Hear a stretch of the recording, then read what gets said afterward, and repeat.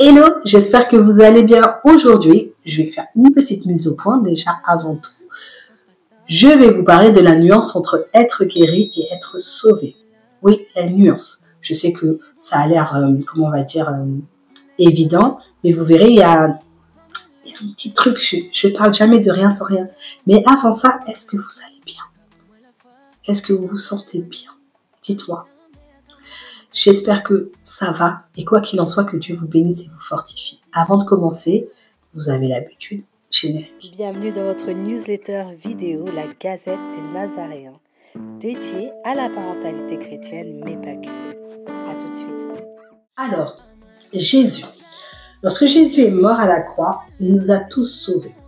C'est-à-dire que la condamnation qui était, entre guillemets, originelle, engendrée par le péché d'Adam et Ève, elle n'est plus puisque Jésus nous a sauvés. Jésus est, comme on dit, le nouvel Adam. C'est celui qui vraiment a restauré tout ce que Dieu avait prévu pour nous. Il a fait l'homme parce que, comme il est dit dans la parole, il voyait que c'était quelque chose de bon à faire. Il voulait avoir un homme, un être de chair fait à l'image de Dieu Trine, donc Dieu Trinitaire, qui Père, Fils et Saint-Esprit, je vais y arriver. Grâce à ce sacrifice, on peut aussi et surtout nous présenter devant Dieu en tant que, voilà, c'est notre Père du ciel. On vient avec une certaine facilité. J'aime bien vous dire, vraiment parler de lui comme si c'était votre Père. Votre Père, vous n'avez aucun mal à lui parler. Vous ne lui dites pas très cher papa, peut-être que si, hein, mais vous ne lui dites pas très cher papa, si c'est cela. Vous lui dites, voilà, papa, il m'arrive ci, machin, je ne sais pas comment faire, qu'est-ce que tu penses, etc. C'est comme ça qu'il faut faire avec Dieu et c'est grâce à Jésus qu'on a cette proximité qui s'est créée et que nous devenons enfants de Dieu. D'ailleurs, il nous l'a enseigné lui-même en nous disant d'appeler son Père, notre Père, Abba Père, comme il le dit, et il nous a même donné une prière de circonstance, notre Père qui est aux cieux, etc. D'ailleurs, chez nous catholiques, comme je vous en ai déjà parlé, il y a le fameux sacrement de réconciliation, donc la confession, qui nous permet, comme je vous ai expliqué, de laver vraiment notre robe de baptême de toutes les saletés occasionnées par le péché. Ça, c'est grâce à Jésus aussi. Donc, voilà. C'est un sacrifice qui couvre tout. C'est ça que je veux dire. Et on a souvent du mal à y penser. Pourquoi je vous dis ça? Il m'est arrivé un truc super chelou. Voilà, je ne vais pas dire autrement. Je dormais et j'étais dans une phase aussi un peu, voilà, cambolesque, c'était compliqué, bref. Et dans le sommeil, j'ai eu un songe. Vous vous rappelez ce que je vous ai dit pour les songes, Dieu nous parle, etc. Mais c'était pas un songe comme vous l'entendez, c'était une expérience, on va dire, où je me sentais prise par, comme si on me prenait comme ça, et mes pieds pendaient, vraiment un sentiment comme ça, et comme si je sentais vraiment, je les voyais pas, mais je sentais comme des démons qui s'approchaient autour de moi, et avec vraiment pas de bonnes intentions, il y avait une atmosphère très lourde, très méchante, c'était vraiment horrible. Et je m'entendais, et jusqu'à quand mes yeux sont ouverts, voilà, j'étais là. Jésus est mort à la croix pour moi. Jésus est mort à la croix pour moi.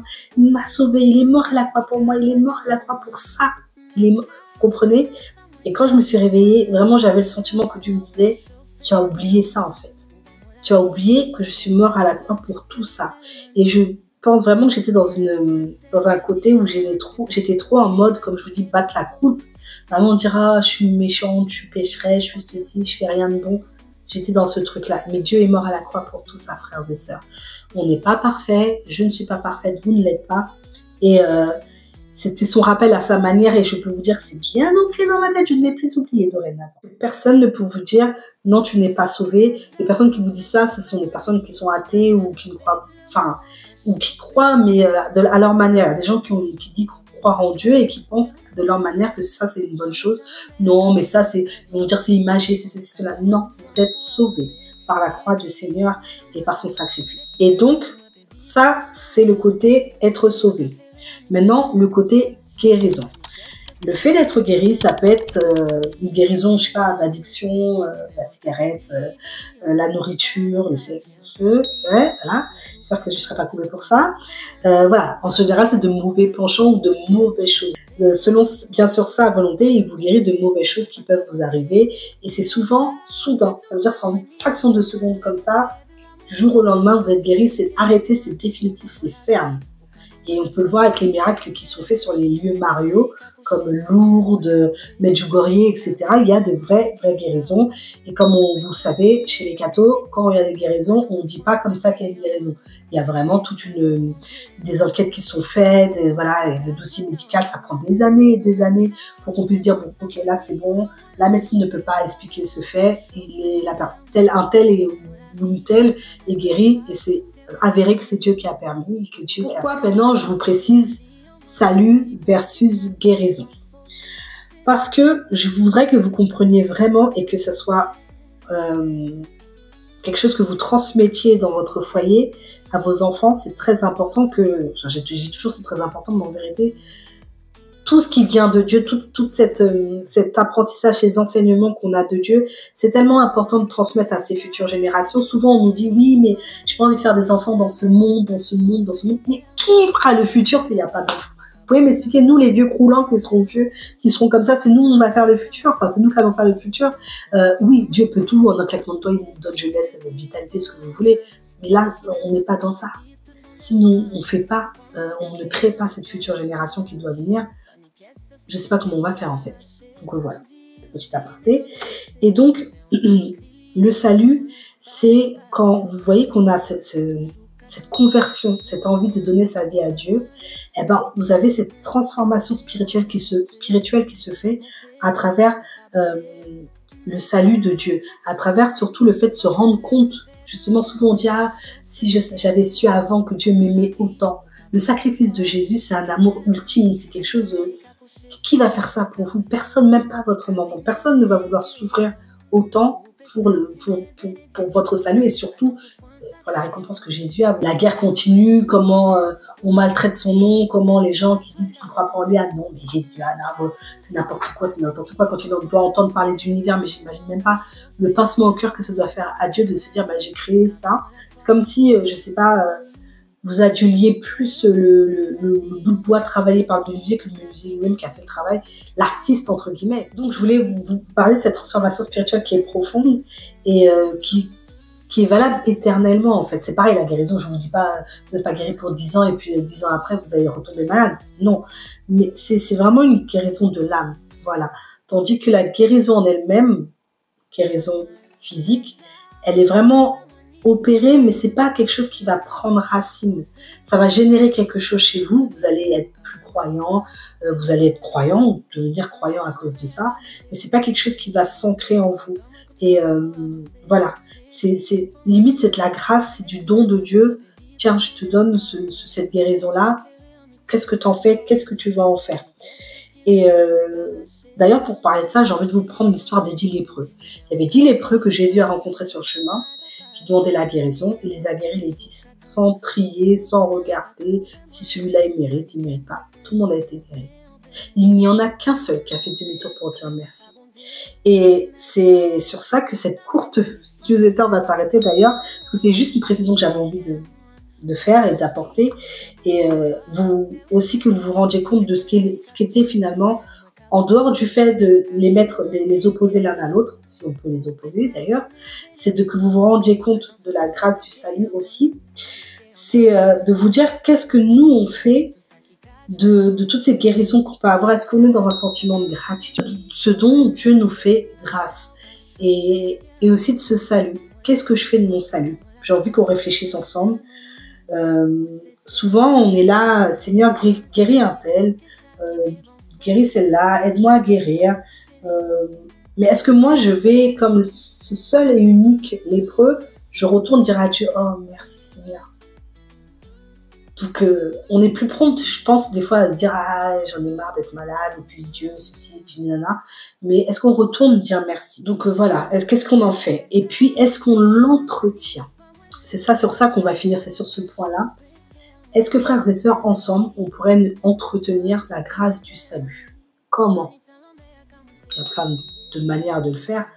Le jeûne, offrir un jeûne à Dieu, en l'honorant, pardon, en ayant une vie de prière. Aller à la messe, c'est important, frères et sœurs, je sais, c'est difficile. Et bref, vous voyez, ces petites choses-là, ça honore son sacrifice, ça l'honore aussi dans notre manière. Pourquoi ça reste bloqué? Excusez-moi, j'ai ma mise au point qui était bloquée. En ayant une vie charitable, en aidant les autres, en essayant de se mettre moins en avant et plus en avant Dieu aussi. Comme on dit quand on prie des fois, moins de moi Seigneur, plus de toi. Et voilà, c'était une newsletter un peu spéciale, je pense que vous allez me dire ouais, j'ai pas tout compris, j'ai pas trop compris où elle voulait aller, mais c'est pas grave en fait. Je veux que ça vous interroge, que ça vous fouille, et comme ça on peut en parler peut-être si vous voulez en bas, dans les commentaires. Et nourrissez aussi, si vous avez eu la grâce de la guérison, nourrissez la gratitude et témoignez. Témoignez. Il n'y a rien de plus fort que ces témoignages de guérison où on voit bien, surtout auprès de vos proches d'abord, parce que ne vous inquiétez pas, vos proches vont dire oui, j'ai une sœur, une cousine, un frère, etc. Je le connaissais avant, il était alcoolique, vraiment on ne savait plus comment on allait faire et Dieu, en un claquement de doigts, l'a enlevé de l'alcool, il va toujours, tous les jours à la messe, il parle tout le temps de Dieu, c'est un chrétien fervent, il va témoigner, je sais pas, dans les centres d'alcoolisme, etc. Témoigner. Ça aussi, la newsletter, encore une fois, c'était vraiment de voir la petite nuance dans la guérison que Dieu peut opérer et dans le salut que Dieu nous donne, même si ça paraît évident, et d'avoir une petite réflexion sur le fait de nourrir, encore une fois, j'en parle tout le temps, mais c'est tellement un problème. Je me mets toujours dedans hein, quand je vous dis ça.